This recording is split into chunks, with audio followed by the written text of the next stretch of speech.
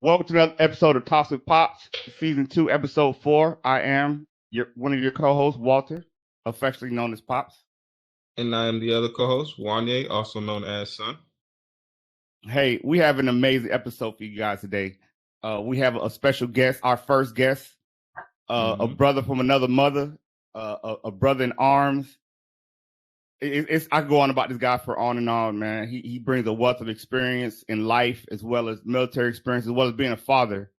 Father 5 times over, amazing father, amazing person. Like I said, I could give this intro for 20, 30 minutes, but I'm not going to do that. I'm going to let him kind of introduce himself, and then we'll kind of go from there. Mr. Ross Blaine, please introduce yourself to the people. Hey, how we doing, everybody? I'm absolutely honored and feel blessed to be able to come on the show and be, just be our special guest today to talk about fatherhood, something that, I think you and I have a PhD in, and be also to share this moment with your son. To me, again, tremendously humbled, and I'm just happy to be here. So thank you all for the opportunity. Nah, no problem, man. We're more than happy to have you. And I couldn't have gotten a better first guest, man. Like you said, PhD in fatherhood. There is no script to this, right? It's kind of OJT. And the one thing I'm sure that you can tell people and all of us that are parents out here understand there's no rule book to this. There's no book that you can buy that can guide you through the path. Would you agree with that? Absolutely. There's no SOP. Zero. You just gotta go with the flow, and that's part of the maturation process of being a man, right? Is fatherhood, right? And understanding that it's not about you anymore. It's about the responsibilities that you have when you bring amazing gifts of life into this world. So as a father, it's our ultimate responsibility is to raise them, nurture them, and give them the values that they can go out there and be a better version of us as we pass the torch and as we continue to pass our last name and our legacy that came through our ancestry and generations before, making sure that we give them and equip them with all the resources and tools to go out there and do even greater things that we weren't able to even touch. And that's something that I live by. And it's really important for me to give my kids opportunities to create memories that, I'm actually experiencing with them for the first time, that I wasn't able to experience in my childhood. So that's important. Yeah. 100%, man. And the big thing about it is we're giving them, at least in my case, right? I'm gonna speak for myself. In my case, I'm giving them experiences that I never had. Nobody ever gave me these experiences. Nobody ever took the time to really sit down and impart me with any wisdom. And then the wisdom I did get, as you know, because we come from the same place, a lot of the wisdom that you do get is 99.9% BS. We come up with all these preconceived notions of what we think, man, is based on the people that we're around. So a lot of times we have to unlearn to teach. That's right. And that's something that I try to impart to my son all the time. Yeah. That hey man, like because I used to make the mistake of always telling him, hey, me and you are the same. Me and you are the same. But after we started taking steps in our journey, and as you know, we have a very unique story. If you listen to the beginning of the podcast, amazing story. Yes. One of the things that I had to tell him was, no, we're not the same. We don't come from the same place, because I never had anyone, and this is no shade, as a young kid say now, this is no shade towards my family, my parents, or anybody that raised me, but they never equipped me with the tools. Nobody ever made sure I didn't hit the ground. Like I make sure that you don't hit the ground, so that's definitely different. Yeah. Hey, let's back up. Let's back up a little bit. So we both like I said before, we both come from the same place. We're both from Miami, right? In your case, Fort Lauderdale, but we won't get into that. But Miami 305. Yeah. Hey, for the purpose of this podcast, and you're a 305 representative all day, right? That's what we come all from. Day, all day. Mm-hmm. We didn't have 786. Exactly. Let's start 69 on the phone, right? When you got to get the number. Boy, exactly. Pages, baby. Hey, what you don't know? Hey, so let's cover. Tell me about where you come from. Tell me about how Yeah. it was for you growing up. So I grew up down in Miami. Obviously, we talked about that. Southwest Dade, Richmond Heights, P. Rhyme, Colonial Park, that part of the South, Southwest Dade. And then I also lived in Country Walk, which is off 152nd, predominantly white suburban area. So it's kind of one of the situations. My parents are both Haitian immigrants, came to the United States in the 60s, migrated to the United States, to New York. They eventually moved down to Southwest Miami. And at that point, we moved in a townhouse during the 70s in Richmond Heights. And that's where I kind of started my former years of being raised. My grandmother lived in New York also. And she ended up moving down mid-80s. She moved down to Miami, Florida, into that home. And my father, again, he was working as a dental technician. So he made prosthetic, teeth, false teeth. And so he had a shop, and, he was just doing what he had to do to live the American dream, was able to, buy a home, a little bit bigger home. And we moved into the Country Walk, I would say Kendall area. But we were simultaneously still living in Richmond Heights with my grandmother. So I went there for school, attended schools there at Richmond Heights address. And then on weekends, I would go to the Kendall area, per se, Country Walk area to live on weekends.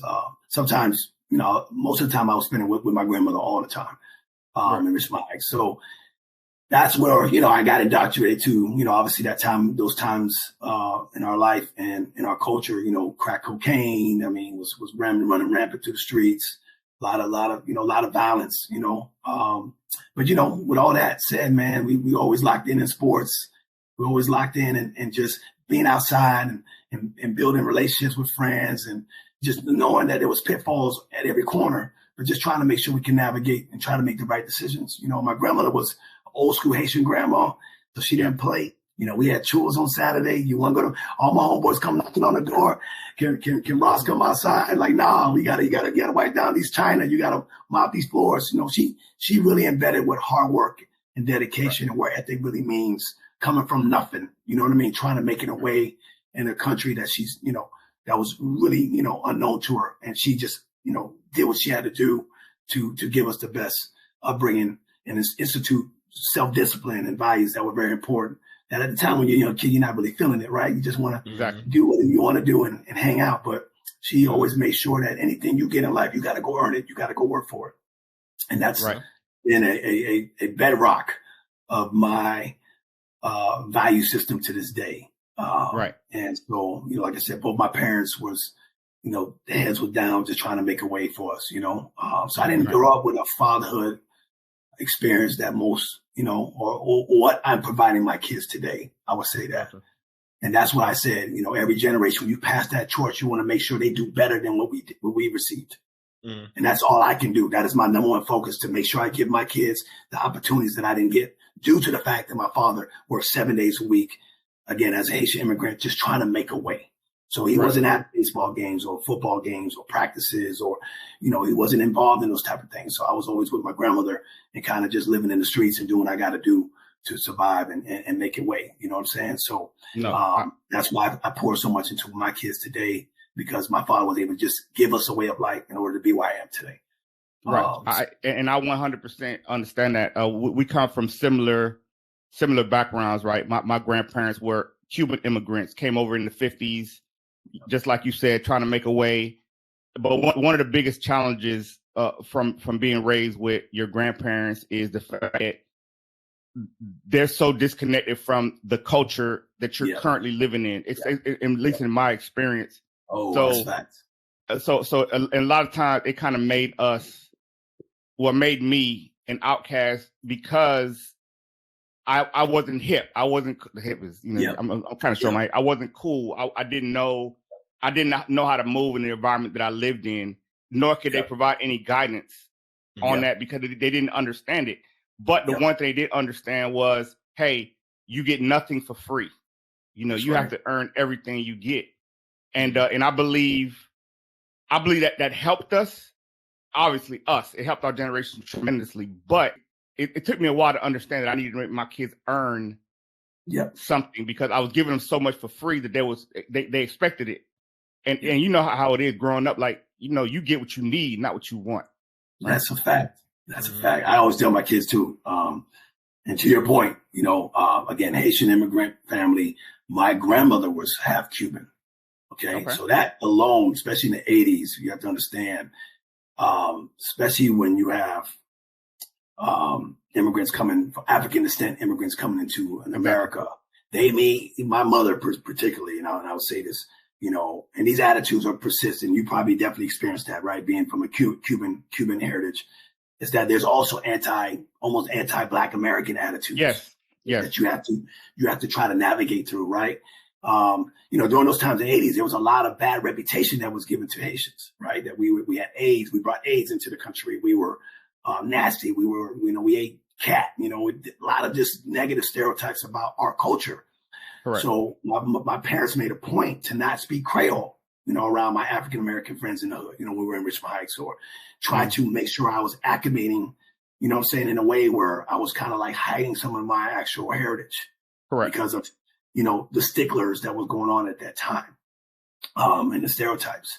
And that was really hard to navigate. It was very difficult to figure out, like, well, why did my mom feel a certain way towards Black people? And these are the kids I'm hanging out with, right? Exactly. Like, why are you casting all these aspersions towards African-American culture? And like you talked about, not understanding the culture because of where they come from, right? The Caribbean culture is totally different than what you see in the States. And just like you go to Africa, they have a certain disdain towards African-Americans too. So it's an anti-Blackness attitude across the world. And I saw it firsthand. And I didn't realize those dynamics when I started integrating with Dominicans and Cubans and Puerto Ricans. That's one thing I love about Miami. It's a melting pot of the Caribbean and South America, right? So you get to see a little bit of everything. And it took me years navigating that space and trying to almost protect my identity, right? As far as my cultural ancestry identity. But it got to a point when I got to high school where I embraced it. And this is when, this was like, early 90s when hip hop was becoming more mainstream down in Miami, when you heard music from all walks of life, right? We were East Coast and West Coast music was starting to really penetrate the Two Live Crew, era, and we was able to get different perspectives. And when the Fugees really hit the map, being that, Praz and Juan Clef was the Haitians, and they were doing hip hop at that level, man, it brought a lot of pride. And then you start hearing the term sac passe, not boule, being pushed out by DJs down in Miami, you know what I mean? And you start to see that culture really change, where we were feeling more and more embraced. And that's when by the time I got to high school, I was like, no, I'm proud of being Haitian. I'm proud of what my heritage is. I'm proud of my colors, what that flag represents to my family. And I had an opportunity as a grown man. Now, as a 2-year-old, I actually went to Haiti and spent some time. Obviously, I couldn't recall that, but I actually went back in the late 90s when the JTF was down there. And my father was an interpreter down in Haiti. And I had an opportunity to go visit Haiti as an adult and saw what third world country poverty really looks like, smells like. Right. You know what I'm saying? It was an eye-opening experience. And it really made you look at the situation like, man, I've done it in uniform in Thailand, all over the world. Now I'm in my actual ancestry, where so much history, impactful history, I'm saying, where it even affected American politics, going back to the situation with the French and us getting our independence. That was a big deal, because you guys were the first country to gain your independence, right? Through revolution, against the French. And a lot of people don't know that. And look, I'm not trying to turn this into a geopolitical conversation, but that's very important, though. That's very important. And I'm gonna tell you why it's important, because I just said I didn't want to turn it into geopolitical, but I'm gonna say geopolitical stuff. Right? You're good. So I believe the Haitians are still paying for gaining that independence through a lot of these stereotypes, through a lot of the way that the culture is handled. This, that, and the third. So I 100%, and I'm glad you got a chance to do that, because me as a Cuban American, I'm the first generation born in the United States, right? Everybody before me was born in Cuba. So I never had opportunity to actually go back to the homeland of my parents and my grandparents and all that. So I never got an opportunity to do that. But let's shift gears real quick.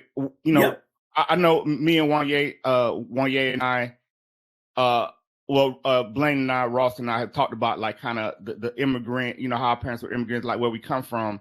Wanye, I know you didn't even know what culture you came from when we first got together. So just hearing us talk about where we come from, knowing that your dad comes from a culture other than the culture you come from, how did that make you feel? I mean, it was surprising at first, but I felt good. I mean, I was mad because I knew you knew Spanish, like you spoke that fluently, and I ain't know it. You know what I'm saying? So I was jelly at first. So I wanted to learn Spanish for a long time, and it's crazy because when I was younger, like, I don't know why I always wanted to. When I was younger, I always wanted to be able to go like to a mall or somewhere and like impress a Spanish girl by speaking Spanish to her because the color of my skin. Right. So I always wanted to be like, she tell me she don't speak English, me be able to keep up that conversation with her and be like, like I always wanted to do that. I always wanted to be able to do that. To this day, I still want to do that. You know what I'm saying? So yeah, I can say to me it made me proud. You know what I'm saying? It made me proud. And then, again, my last name. You know what I'm saying? I didn't understand it at first. I was like, why is my last name Ramos? You know what I'm saying? I'm like, what? And again, when I got around you guys and started understanding where you came from, where your mom came from, all that, it was like, oh, okay. You know what I'm saying? It started to make sense. You know what I'm saying? Then after that, I was proud to, I'm saying? Yeah, my last name Ramos. You know what I'm saying? Yeah, I'm cute, man. Yeah, all that, yeah. So, yeah, I used it for my game. I can say that. And I'm gonna tell you what's funny. I'm gonna tell you what's funny, right? Like me and I'm sure Ross could attest to this. Like, and he just said it. Like, it was the other way for us. Like, we were in the culture, but because we had to assimilate, because we had to fit in, because of the climate that we grew up in and the areas we grew up in, we had to suppress. Like me, I totally rebelled against my own culture to the point now where, like, I regret it as an adult. I regret it because I can't pass on lessons from my grandparents, lessons from my parents, because I rebelled so hard because I needed to fit into my current environment where I wasn't going to survive. You understand what I'm saying? So it's crazy that a generation removed from me, you want to embrace the culture.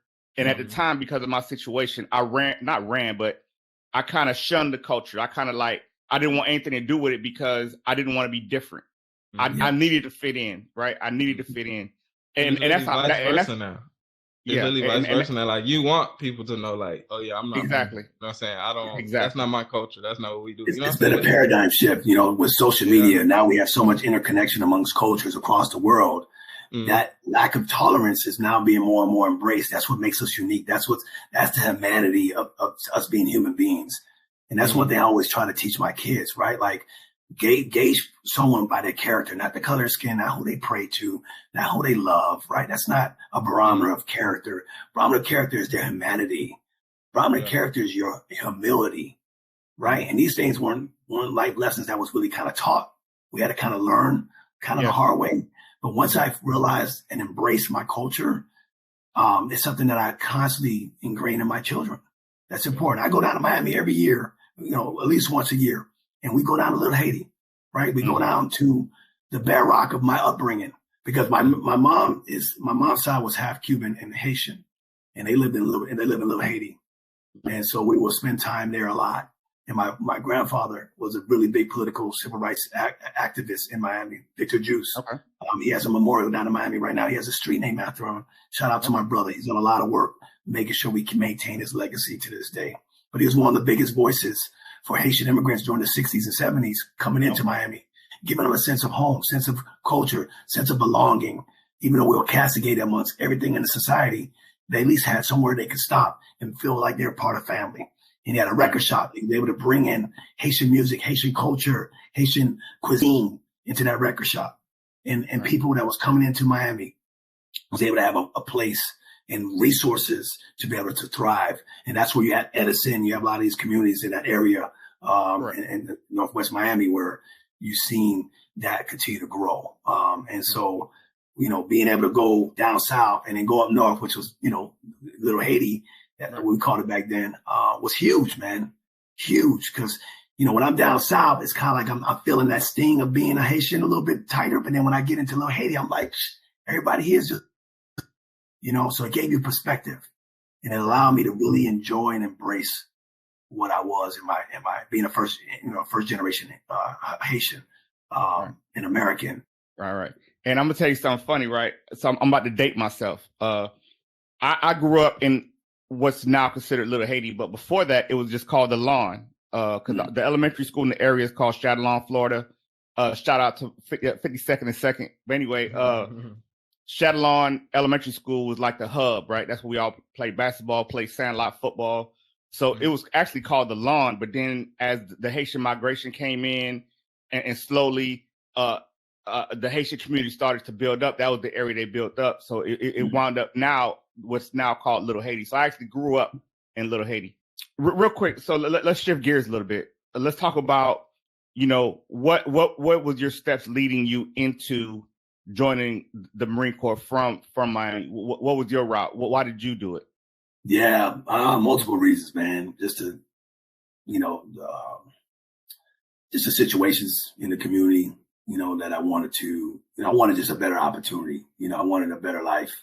I wanted to bet on myself to get out there, out of, just being stuck into that same environment.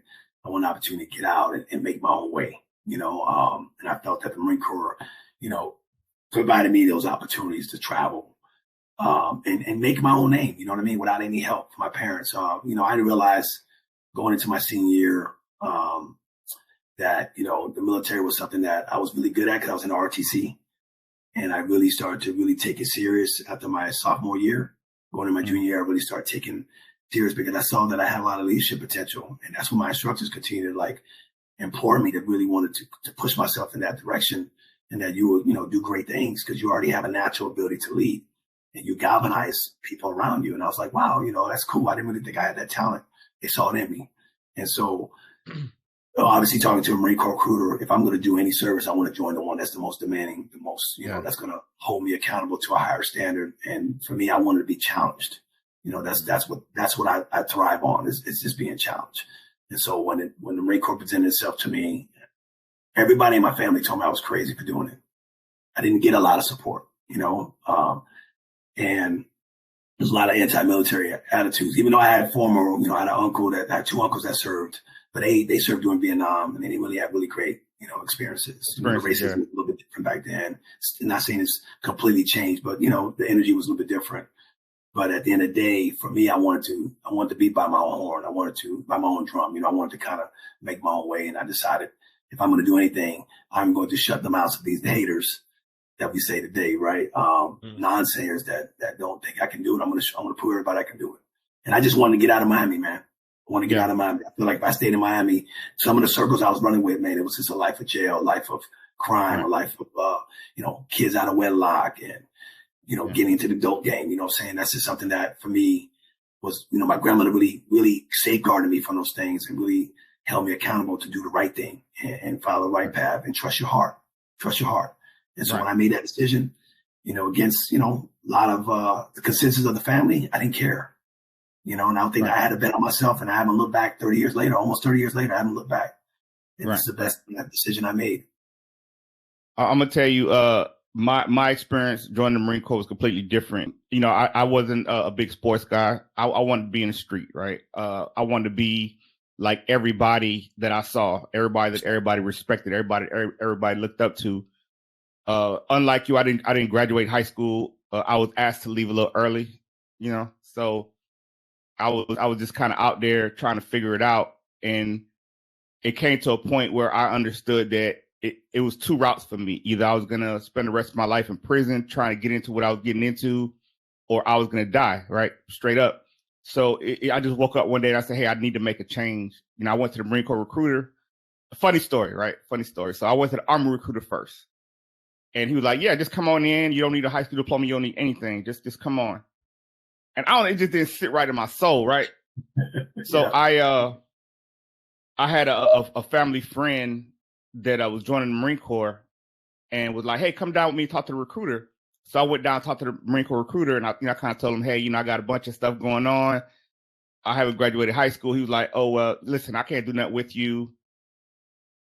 Just listen, you're not going to do the work it takes to join. So there's no need in wasting each other's time. And boy, I don't know why. Maybe that was a tactic for him, but it definitely worked, boy, because I did everything he asked me to do in order to join.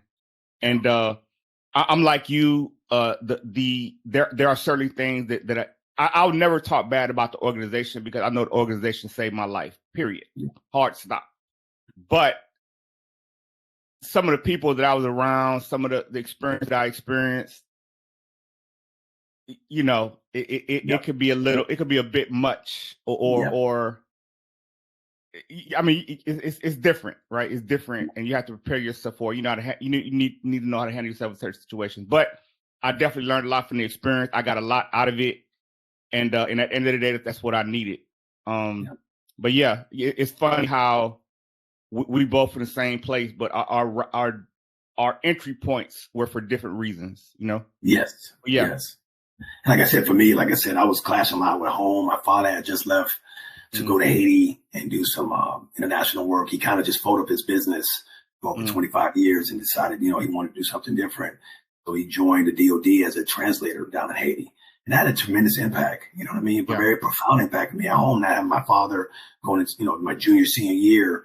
And I was kind of, you know, independent, a little more independent during those times. I had a job. I was, you know, active in school and active in multiple things. And it was just like, you know, I need to branch out on my own here. You know, I wanted to just get out of that home and branch out on my own and go again, trailblaze a new space that not many people in my community was willing to do. And so I took on that challenge, man. And like you said, brother, it's been a ride. It's been definitely plenty of ups and downs.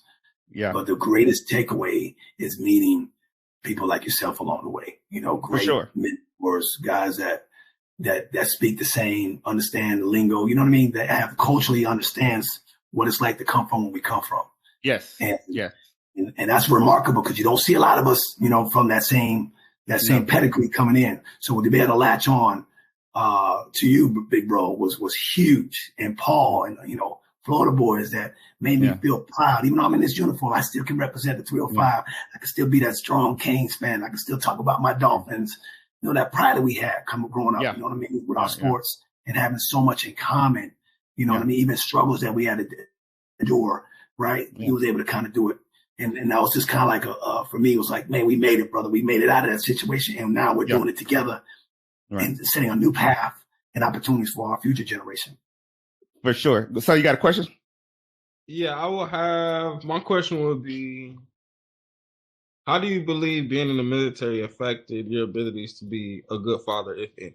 Yeah, I mean, you know, when you serve in that uniform, you know, it comes at a price. You know, it's definitely very difficult to raise a family.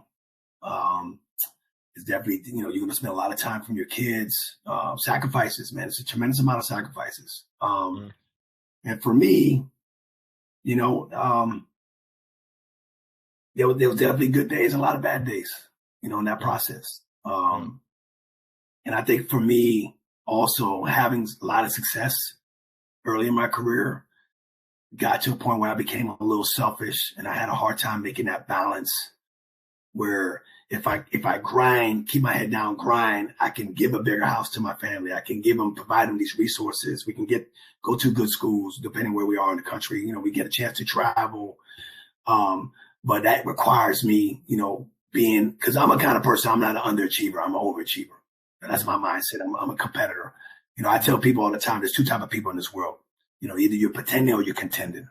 And coming from the streets and the environment we came from, you know, you had to be a contender, right? So that competitive spirit is, for me, I want to dominate no matter what I'm doing, right? So if it's either promotions, if it's either on the drill field and out, you know, or whatever part of my career, I want to be the best at it. You know what I mean? I want to put in the work just like you would in any other industry, right? If you become a professional athlete, you want to be the best that did it, right? So you got to put in the work. And that takes what? Sacrifice. You're not going to be able to make it to your son's basketball games because you're sacrificing in order to build a bigger way. And I knew in the long run, you know, being able to reach a retirement, be able to have resources, educational benefits, you know, that will come at the end of that rite of passage at the end, with some of the things along the way was very difficult to obtain. But once I was attaining it, I'm able to look back at the fruit of my labor and be able to pass on these opportunities to my kids. But yes, it was not easy along the way. You know, I also went through, you know, a marriage that failed, unfortunately.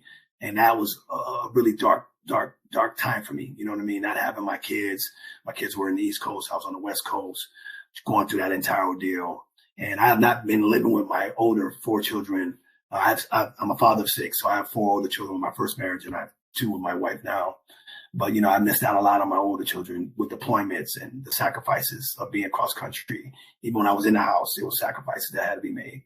And so looking back on it now, I would be honest with you that I wish I would have not been so ambitious, not to say it would have salvaged maybe my first marriage or not. Nonetheless, that was something that they wanted was my time. Right. Another part of that is when I give them my time, I need to be in the moment with that time, not just there. And I think a lot of times when we're in the military, we're so preoccupied about the magnitude of responsibility we have, because we have to be responsible for grown men and women under our charge. So sometimes your family is like secondary to that responsibility of the magnitude of the responsibility you have in leadership. Yeah. And, him and your father and I, we obtained, a lot of responsibility and promotions quickly. So it put us in a situation where we had to sacrifice. And I just wish I had a better maturity, a better understanding and empathy for my family, where maybe me staying late to stay in the field, doing Marine Corps stuff, I could have went home a lot early and be with my family to spend that time with them.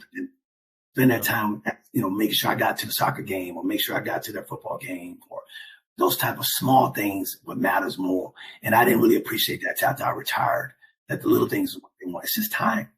They just want our time. You know what I mean? And when you're given that time, makes you really locked in on that time, not preoccupied about what's going on tomorrow. Just focus on what's in front of you right now. So I could have been a better father in that sense, to be honest with you. And that's something that, I live with a little bit of regret. But all I can do is just focus on what I can control now and pass that torch on and pass that advice to young military members today to make sure you keep good balance. It's not about trying to chase promotions because you're doing over the work. You're doing over that's required. It's about making sure you maintain the promotion of opportunity in your household. Yeah, that's more important. I think I learned that through the trials and errors of just trying to navigate it with no really advice. You know what I'm saying? One thing the Marine Corps tell you is if they wanted you to have a family, they would have issued you one. Yeah. They tell you that at the top, right? So what does that mean? Hey, they come first. Those are your priorities being a Marine, family secondary. But as I walk through the leadership spectrum, and I realized, no, family comes first. Yeah. And I always, when I was in a position of influence and power, it's like my family, your families come first. So if you got somewhere to be with your kids, you go be there. Yeah. This work can wait. You know what I mean? Leader, I made sure that I wasn't going to be a hypocrite of my success. I want to make sure I want them to be defined by the time they spend with their family, not the time they spend with the Marines. You know what I mean? You got to just keep a work-life balance. That's important. You know what I'm saying? Don't miss no recitals. I don't want to hear it. Hey, you got this going on? Bye. It's your anniversary. See you later, young Marine. Go spend time with your wife. Go spend time with your, right? It's your kid's birthday. They get out of here at 1:00. Go buy them a present. Go spend time with them. That's important. Yeah, this stuff. For sure. You see what I'm saying? Yeah, that stuff. That's what, unless we got bullets going over our heads, that can wait. And that's a combat theater. Outside of that, we're just practicing. Yeah. But we need to practice on being a good father first. We got to practice on being a good husband first. Yeah. We do those things the right way. Everything else take care of itself. And that's the part that I struggled with, trying to discern that balance. Yeah, that makes sense. That makes a lot of sense, actually. And I know that's probably a struggle the majority of people deal with, for sure, being in the military, is that balance, finding that balance between family and work. Because like you said, I know it's goals you set, you want to reach.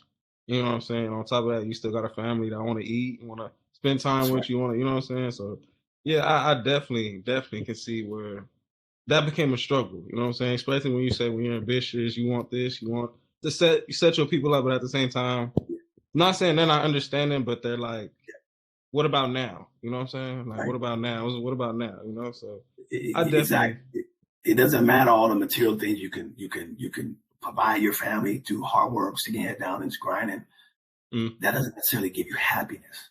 Right. You see what I'm saying? And that's something that even all the biggest, the biggest house I lived in and this and that doesn't matter if you're not doing the role of being a father real time. You know what I'm saying? Right. With your kids, being there and actually being invested in what's going on. Not just being a shell of yourself because you're preoccupied on what I got to take care of the next day or the phone call I got to deal with or this, that, the other. Right, and so it was a hard balance because I had a lot of success very young And it was a really challenging balance to try to juggle those things. And losing those things to recognize how much I took it for granted, if that makes sense. Yeah, it makes all the sense in the world. And I think a lot of people don't understand the incredible amount of sacrifice it takes to be a man, the head of household when you're serving in the military, right? It takes a lot of demand on your time. And like Blaine said, it's if you really want to be, if you're really a competitor, if you really want to, stand apart, then it's gonna take a lot of time away from your family. And when you're doing it, to you it's justified because hey, like you just said, the more I grind, the more I do for my family. But at the same time, it's easy to lose sight of what's really important. Because at the end of the day, and I learned this the hard way. My exit from the Marine Corps wasn't under the terms that I wanted to be under. I still achieved a lot. I did everything I wanted to do, but I had bigger goals for myself.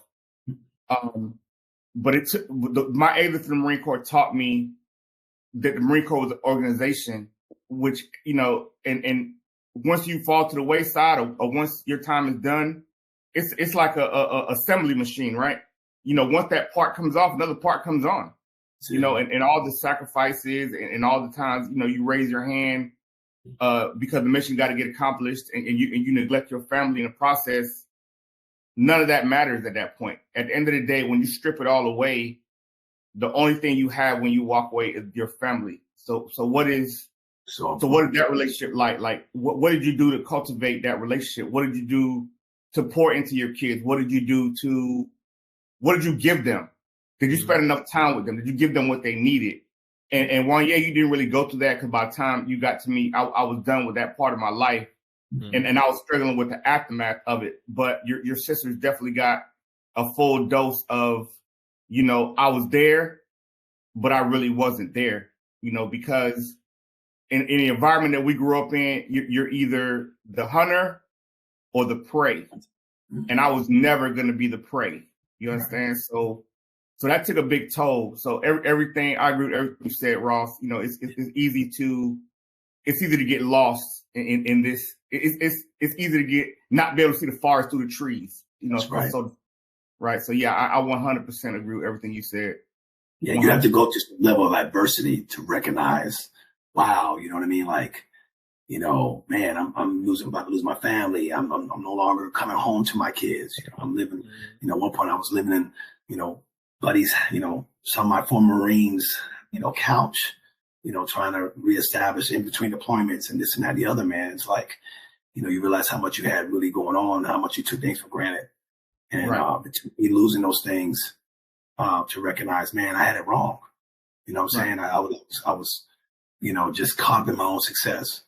And I think we all, no matter what industry, I think we all, even celebrities, right? People that make it, they had to give up something in order to get there. Yes, and I was going to say that it isn't about the military. It's about any industry. Anything that you're doing, you're going to have to sacrifice something. And a lot of times, unfortunately, the first thing we sacrifice is our families, right? Because we expect them to understand. We expect them to say, hey, well, I'm doing this for you. And they're not, and they don't understand because they're children, their wives, their girlfriends, their whatever they are, But that brings me to my next point. So you're on the other side of that now. Yeah. How is it different for you? You went through the Marine Corps part of it or the military part of it and all those trials and tribulations, but now you're on the other side of it with a new family, younger kids. Talk to me about that, the difference and the transition. Yeah, it's night and day because I've transitioned, right? I've changed. I've made it a focus to, again, not saying perfect, right? But I strive for greatness in fatherhood. I strive in greatness in being a great husband, learning through the mistakes I made, along life, not having, mentors in those areas, parents to kind of guide me through those things. I had to kind of figure it out. And I dealt with a lot of, turmoil growing up. So you think that's what it looks like, right? You think turmoil and chaos is what marriage is supposed to be and feel like. And, you recognize as you mature and you grow and you learn that, no, that's not what it's about. And maybe some of that common denominator is me, right? So I was able to get some inpatient treatment, still in uniform, to really work on my mental health, work on, the PTSD stuff from, war and things that we were exposed to, and even the PTSD we struggled with in the hood, growing up in the city of Miami. So, I was able to kind of address those things and really look at that, and stop manufacturing, manufacturing my own victimization at times. You see what I'm saying? And just looking at it, some things I can work on, I need to work on. And when it goes back to your question, for me, once I was able to get my mind back right and understand that, like you talked about before, I was, I left the military, under a situation that I wasn't looking forward towards, that I don't want. I was medically retired due to injuries that I acquired. And that was devastating, bro. That was devastating, not having the physical gifts that got me along, got me so far, that made me feel, that gave me the command presence, that gave me the ego, right? They gave me the prestige to separate me. And that was no longer part of who I was anymore. And I had a hard time adapting to that. I'm not going to say a lot of you, I struggle with it at times today, but what I had to learn was this is my new, and I need to embrace it, and I'm going to rock it. Yes. And once I made that calibration in my attitude, that thus, allowed me to make that adjustment when it came to parenting, being a father for my kids. Right. Yeah. And it's not about, trying to look at the picnic, all the little things, man. It's about just creating memories and creating opportunities and traveling and do things that, again, from a cultural perspective, like skiing and whitewater rafting, these are things that we don't go to Miami. You know what I'm saying? And I always tell people I started jumping into white people, sports and doing things that for the first time with my kids, right? Zip lining through mountains. Yeah. Right. That's something I've never done before. I'm doing it with my kids in Colorado. Right. Yeah. Or going to Italy last year and letting my daughter and my younger boys experience those things. And as a father, for me, I don't want any of my 6 children to ever feel like they're left out. Especially when you move on to a new situation. I always was concerned about making sure my kids never felt resentment, that I'm spending more time retired with my younger 2 sons, but doesn't mean that I'm remiss in my responsibility and obligation to my older children. So I do my very best to always try to keep them interconnected to social media. With my social media, I always post stuff about my kids. That is my content to show expression of and celebrate their victories, man, because it's about them. That's all I care about. As a father right now, all I care about is just putting my kids in the best position to overachieve and excel. And if I can give them opportunities to see the world through a different lens that I wasn't able to experience, and we could do it together, it doesn't get any better. I'm a stay-at-home dad, and I'm rocking it, big dog. Yeah.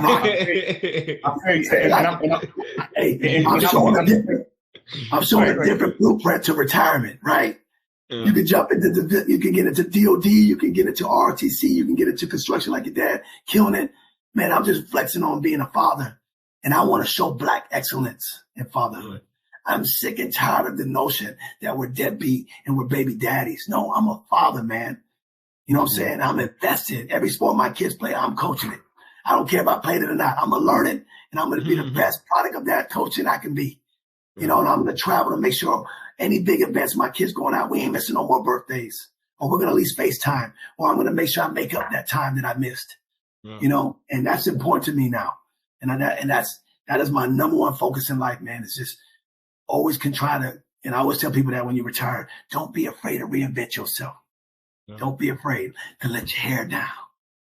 Yeah. Wanya, you got a question? Cause I got a comment. You got a question for him? Okay, what would you say, what are some things you deal with today as a result of your service? What I deal with today? Well, a big part of it is the mental health repercussions of service. That's probably the number one physically and mentally toll that service has. I have 2 prosthetic knees, right? So I'm reminded every day, and the chronic pain that I live with, is something that I'm reminded of every day of that service. But I embrace it as part of my journey, you know what I mean, to where I am today. And like I said, these are all the lessons learned that I'm able to, archive and then, kind of just look at it. Okay. Do my own after action of things I can do better. And then I just, apply it moving forward. And like I told you, I don't want to make that, I don't want my disabilities to define me as again, husband, father first and friend. Does that make sense? That's more important. Yeah, this is something I got to live with. I got to deal with, but it doesn't define me, man. I'm going to still get out that mountain and ski down that ski bike. You know what I mean? 14,000 feet. When you see hardly any black folks up there, I got my life. Still represent greatness. You see what I'm saying? No matter what we do. You know what I'm saying? No matter what you do, go out there, be great. Yeah. I coach high school football, by the way. So that to me is how I deal with the cumulative effects of my mental health and physical constraints, I would say. I'm able to find therapy, just giving back to a community that don't even quite look like me. Yeah. I live in Rancho Bernardo, predominantly, Asian, white suburban community. Not a lot of us that look like this. Yeah. So I represent Miami, Florida culture too. That's the reason why I grew my hair out. Gotcha. Back then we called it day locks. Remember that? Back in the day we called day locks, right? Yeah. Well, they locks were the short ones, and then they eventually drop. Right. And so for me, that was part of my journey and transition into what I am today, the coach, father, right? Giving back. And when I go back to that point, it's like if you look at the demographics of my football teams, right? That lack of representation don't mean nothing. I'm still going to represent what we represent. You know what I'm saying? And I'm going to hold these kids to a standard, but I'm also going to give them an opportunity to interact with someone that looks like us and dismantle any negative stereotypes they may be getting even at home about people like us. My thing is trying to reshape the future generation for greatness, right? By pouring into that generation, man. I have Indian kids, white kids of all walks of life. And that's one thing I love about being this melting pot here in San Diego. But the reality is they get to see someone like us represent intelligence, represents compassion, empathetic to what their struggles are too. And we all can do it together. Right. And in being able to dismantle that, my whole life, my goal in life, man, is that the future generation, your kids can be the vaccination, man, to cure this man-made disease called racism. So if I could pour myself and be that great example of Black culture, and it's a positive way they walk away with it, man, we're doing the work, man. I think that's important. I want to talk about real quick something you said about PTSD, right? I want everybody to hear this. Everybody that's listening to us, PT is not something that is specifically for people in the military. Absolutely. I had PTSD way before I joined the Marine Corps, right? It's kids right now in elementary school with PTSD because of the environments that they live in. So that's not a military thing. That is a cultural thing. That is a where you live thing. That is the wherever you come from thing, right? So I want to normalize that because you don't have to serve in the military to have PTSD, right? And you said something really powerful, and I hope my son got this from what you said. Through your presence in these places where we're not really at, we're underrepresented. You are that representation of what we can be. And you are that representation to break whatever picture they have in their head of what we're supposed to be. Right. And that's very powerful, man. And you're doing an amazing job, man. I respect you so much for that because a lot of us don't go the extra mile. A lot of us feel like we have to stay in this box that they put us in. And son, if you learn anything from this man right here, learn that, right? He's showing through his action, not what he's saying, not what somebody else says about him, through his actions. He's showing you who he is as a man and what he stands on, right? You're not going to put me in this box and have an idea of who I am, right? Because I'm going to break it every time, right? We get a bad rap as fathers, right? That's one of the reasons I started this podcast, right? Am I perfect? Absolutely not. Neither are you, neither is anyone walking this earth, right? We make plenty of mistakes. Absolutely. But the one thing where we came from, raised the way we was raised, we stood on principles, morals, respect, right? Responsibility, right? Those are things that were instilled in us, and no matter what path we walk, that beats us in the room. You understand what I'm saying? So if you take nothing else from anything he said, and he said a lot, and I was about to say I didn't take a couple things already. I ain't gonna lie. He said a lot, but understand that, like, you can't put us in a box. You know, I know it's a lot of vision, a lot of imagery out there, right, to show us as ignorant, and all we do is act crazy, and we don't take care of our kids, and we're lazy, and all these things. No, it's people out here on the ground doing the work, right? But it's not cool to highlight those kind of people, right? Because it's not popular. Like, it's podcasts like this that are 10,000 times more popular. They're all for the spectacle of it all, right? They all, you know, it's clickbait. It's putting out an image that everyone would like to see because it brings in viewers, right? But things like this, you know, a father talking to a son, talking to a friend about things they've overcome, the way they grew up, why we were scared to embrace the culture, because we got to assimilate into another culture or assimilate to our surroundings in order to just survive, right? So, hey, Blaine, like I said, I just want to, I always, man, with much respect, bro. You my brother. I love you, man. And I'm thank you for being our first guest. Super powerful, man. A continue your journey, man. I'm proud of the man you are. I'm proud of the father you are. I'm proud of the representation that you put in the world for all of us, right? Coming from where we come from. Because a lot of people don't make it out from where we come from. That's right. Right. We are the exception, not the rule. That's right. And I'm going to say one more thing. I'm sorry, I'm on my soapbox, but, you know. You're good, man. You're good. I love it. Keep talking. That's what it's about, man. I'm going to say one more thing, right? I'm going to say one more thing. Just because we made it out doesn't mean it was easy, right? Because it's I know 100 guys way more talented, way more driven, way more everything than I was. But because of their circumstances, they never got out. They're still there, right? Or they're in prison, or they're dead, or they're on drugs, right? So don't put us in a box. Oh, he made it so all of you. No, that's not the truth. It's not the truth. We got lucky. You had people that poured into you and helped you. You had people pouring into me and helped me in times of my life where I needed. Everybody doesn't get that. So it's not one size fits all, right? We are the exception, not the rule. I mean, we could talk for another 2 hours, man, about all this, and hopefully you'll come back, man, and you'll absolutely.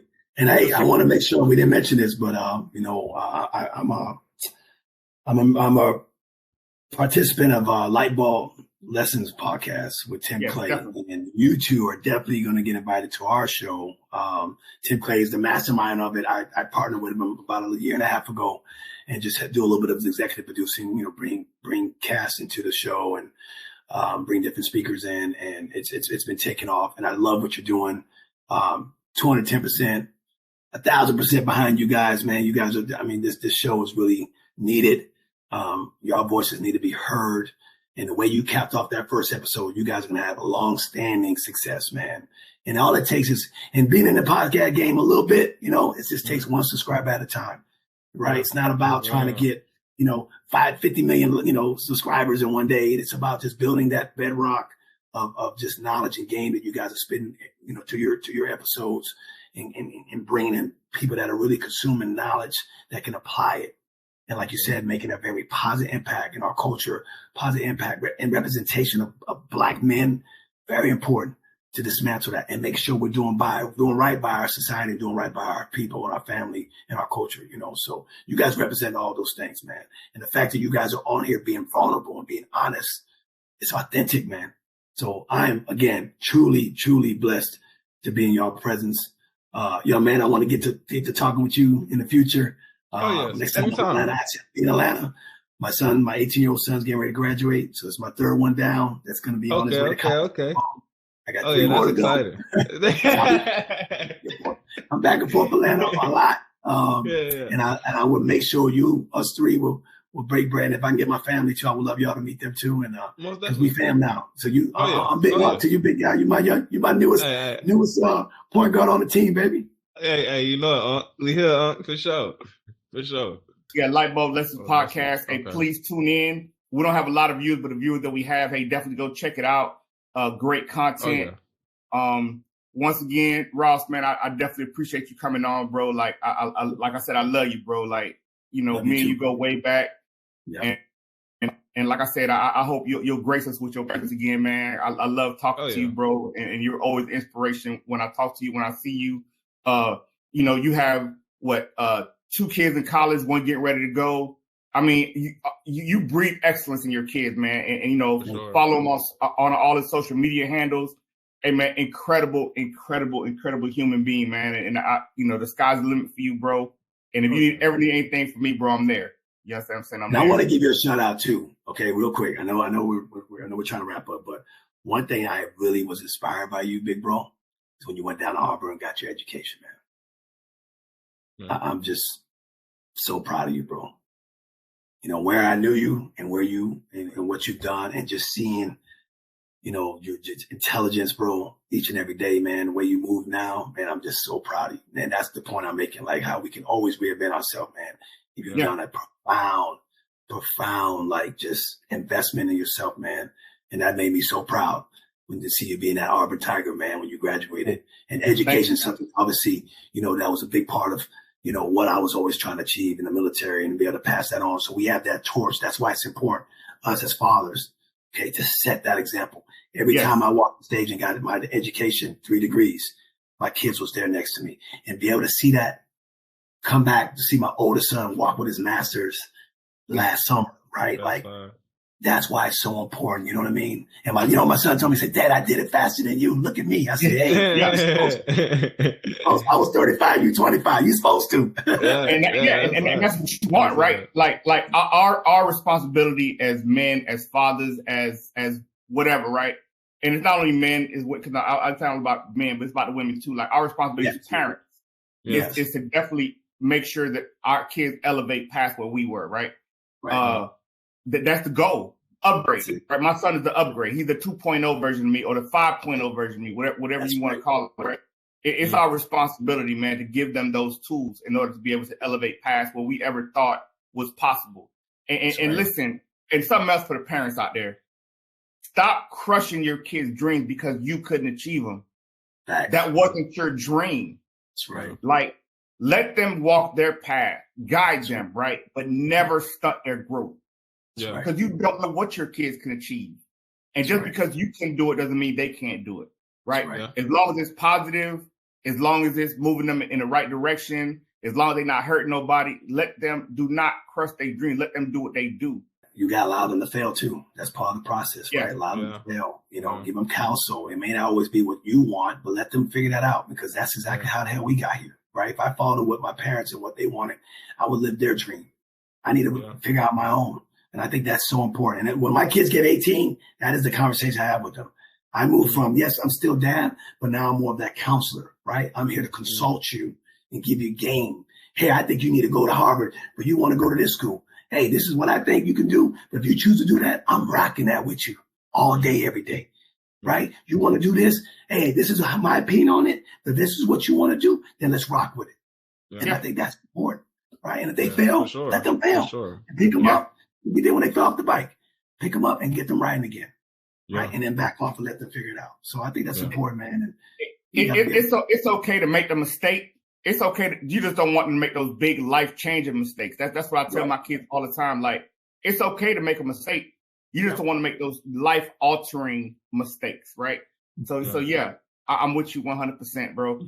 Once again, Blaine, thank you so much. Ross, thank you so much for, I call you Blaine, man. You know, the Marine Corps thing, right? But thank you so much for coming, bro. Like, I look forward to continuing to see your elevation, your success, your children's success, man. My hats off to you and your family. And just like that, season 2, episode 4 is in the books. Episode 4. Thanks you again, Ross. Thank you again, Thanks for all your support through the years, Raymond. Walter, you've always reached out year after year. Your dad always checked in on me, even when it might have been times that I'd even, reached out to him. Your dad always checked in on me over the years, and I really appreciate that, Walt. You've always been in my corner, man. And again, Love you to death, brother. Big mentor. That's why I'm here. I'm going to always be behind you, brother. Yes, sir. And we out. We out of here. All right.